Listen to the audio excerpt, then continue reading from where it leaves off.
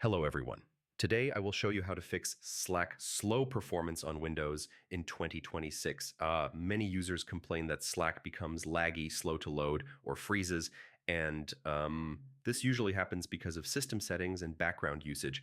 First, understand why Slack gets slow. Slack is an Electron-based app, which means it uses a lot of memory and CPU.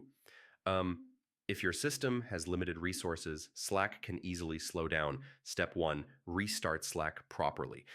Don't just close the window. Exit Slack completely from the system tray and reopen it. This clears temporary memory issues. Step 2, disable unnecessary Slack settings. Go to Preferences, then Advanced, and turn off hardware acceleration.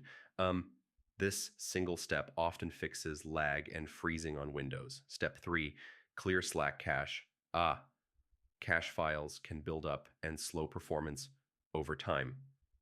Closing Slack and clearing its cache folder helps refresh the app. Step 4, reduce background apps. Close unused browser tabs and heavy applications. Slack performs much better when more system resources are available. Also keep Slack updated. Outdated versions may have bugs that affect speed. Always use the latest version for better performance and security. Finally, if Slack is still slow, try reinstalling it. A clean install removes corrupted files and resets performance issues.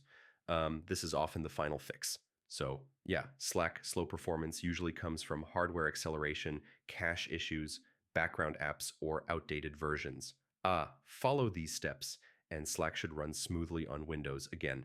Thanks for watching. Do like this video, subscribe to the channel, and comment below if you have any questions. See you in the next one.